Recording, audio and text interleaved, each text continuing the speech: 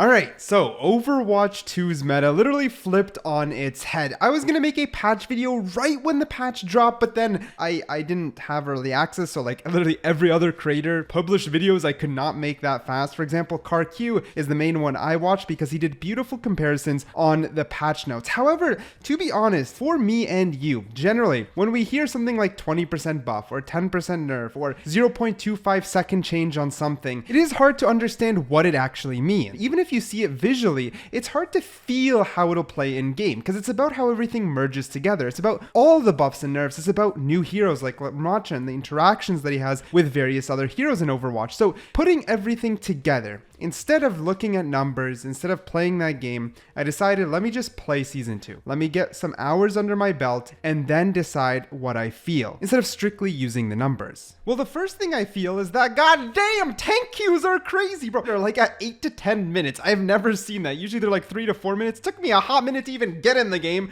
That's for one. But hey, I'm gonna give Blizzard one thing. No crashes, no server queue times. Everything seems to be running pretty smoothly. So it's okay. It's not a huge deal. That's normal. Ramonta's out. Lots of people are buying him. Blizzard's making that sweet, sweet cash. And then we finally get into game. What I care about is Doomfist. I used to main Doomfist. Now, I haven't played the rework Doomfist because I knew he was weak. So the gameplay in the background is straight bronze. It's not, I'm not in bronze, but it should be bronze, really, at that point. Basically, I'm just asking you to forgive the gameplay, but I digress. Doomfist, when I played him beforehand during the rework, as I was playing him early, Season 1, he did feel weak. He felt underpowered. He didn't feel very fun. Like, I jumped around, but then I would hit someone. I'm like, now what? Like, I basically just booped him. Like, nothing happened. The rework is insane. The increased amount of shield on the slam feels good. I feel like I can survive. I can jump in and out. Is he overtuned? I'll let the pros decide, not me. But overall, he just feels better. He's doing more damage just because he's actually stunning people longer. For example, I hit that Mercy into the wall, stopped her from reviving. She got stunned. 0.25 little stun. Feels good. Or if I jump down here on the Kiriko, I'm pretty sure I mess it up, but my fist is already pre-powered, right? So, you know, it helped me assassinate her. Even if it was clumsy, it just feels easier and better to play Doomfist. This freeze here is because I screenshotted, my bad, but I digress. Way better. Way more fun. I enjoyed this. And on top of that, a lot of other heroes got changes. There are some that are a little bit weird. For example, Sojourn got a quote-unquote nerf, but then her ult buff increased how fast she gets to shoot lasers, so she's still going to be strong. Sojourn is one that I see the meta still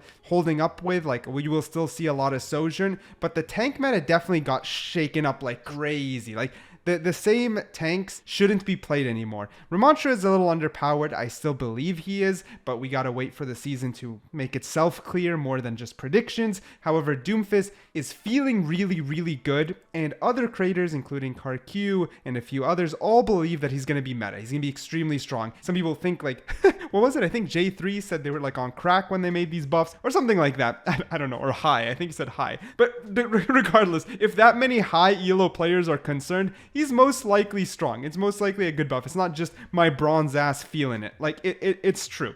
That's great. I'm happy. It's good to shift up the meta, and I want to just say overall, the patch notes being this aggressive feels good. Shaking up the meta and changing the heroes in play rotation feels good. And while it is easy and gets me more views when I hate on Blizzard, I think overall they did okay this season so far. A step in the right direction. The battle pass is better, the skins overall are better, the changes are more radical and aggressive, which shifts up the gameplay. The map pools got rotated quite aggressively, which also freshens up gameplay. So I do want to compliment Blizzard where it matters, okay? So the next thing is I played Junker Queen, because Junker Queen I had a ton of fun with, but everyone was saying it's a throw pick for me to choose her, so I jumped off and abused Roadhog more. That's why you gotta excuse this gameplay even more. But still, with all that being said, the buffs felt good with Junker Queen. Her healing is the biggest one. She heals way more per tick of damage given to the enemy, which just increases her survivability like crazy. I appreciated it. I felt like I could actually do the whole tank thing more while still being a bruiser, you know, doing damage back. Similar to Roadhog. Like, I enjoy Roadhog. It makes sense that I'll enjoy Junker Queen. All these feel good. Then there are a lot of other changes. For example, Kiriko, right? Got a huge nerf on her ult. Not only is it just way weaker, you get it way slower. This helps shift up the meta a lot, since Kiriko was relied on like crazy in order to make other people viable, especially certain comps. this is huge. And it's even huge because Ramacha's biggest weakness is his slow, and you can see the Kiriko ult coming in nerfed alongside Ramacha. It's a good counterbalance and a little bit of a good prediction on Blizzard's part. However, there are some things I have not been able to test or experience quite yet since it's day one. Something like Bastion's buff where he doesn't damage himself and can shoot out his ult a little bit faster. I don't know if they're enough to really bring him into the meta. I'm a little bit concerned about the DPS meta itself. However, the DPS meta will adjust based off the support and tank meta, which I think had a little bit more radical changes with Kiriko's change, as well as all the tank changes plus Ramacha. With that being said, there's nothing to say that the Bastion changes and the Symmetra changes, which allow her to deal more consistent damage with faster buildup, won't help shift the meta as well. Something cool that they really did awesome with Symmetra, especially since Ramacha just got added, is when you shoot a barrier, you actually reload. Now this is pretty huge. Not reload, you reload the gun, like you get more bullets back into your gun. And Symmetra is based off of course, the growing laser beam and dealing consistent damage with tracking. This is huge. It means if you're tracking someone, you're building up that damage, you move over to a barrier, you're absorbing that barrier for bullets, and then you continue back onto the enemy team. It's great. Like that's actually a huge change for Symmetra. Something that could bring her straight into the meta, especially with Ramacha being added and you know, he has a barrier. So all these are very thoughtful. I actually think they're amazing. Now, again, Blizzard didn't do a perfect. I still think Sojourn's gonna be prominent, and we've had her for literally the entire of season 1.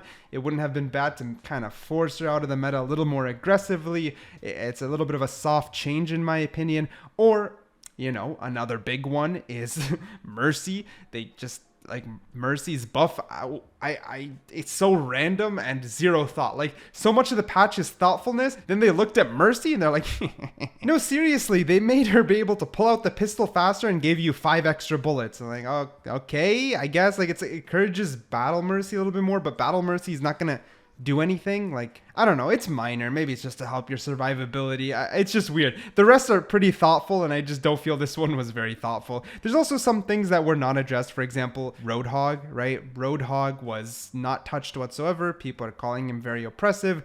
I think maybe it's okay just because so many other tanks were changed that could possibly contest Roadhog, but with that, time will tell more than anything. It's just a little bit weird because like Ramacha got added and Roadhog's already strong and Roadhog completely counters him, so we'll see. We'll see. However, to say that the game will play the exact same way is completely wrong. These patches are huge, they're plentiful, and of course the map rotation that completely got shaken up, which, you know, it also affects the meta. Now, I mentioned that I hate map rotations. I still do. I really dislike them. People kind of ate me alive. They're like, nah, they're good. They bring focus, competitive. Okay, I get it, but the majority of players are diamond below or don't even play ranked. So at least in quick play, leave them fully there. I don't know. I would like to keep the game more open and fun rather than focused and competitive, but that's just a personal opinion. It's fine if you disagree. Otherwise, Tracer is a bug that increased her damage. People were saying I was lying, but I'm glad the community came in clutch and confirmed it. Basically, Tracer's bug where she didn't have the fall off damage did get fixed, but